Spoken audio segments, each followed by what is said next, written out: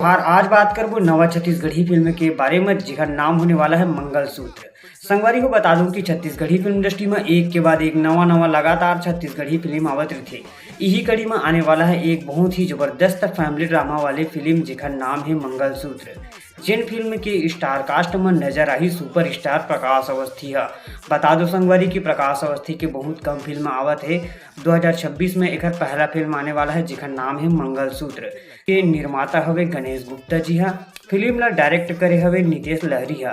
Film के star cast में नजर आने वाला है सुपर स्टार प्रकाश अवस्थी, कंचन विश्वकर्मा, सानिया कुंबाज, प्रदीप, एकर अलावा विनय बहुत जन हवे। संगवारी को बता दूं कि फिल्म ला 6 फरवरी 2026 ले रिलीज करे जाही छत्तीसगढ़ी सिनेमा घर में।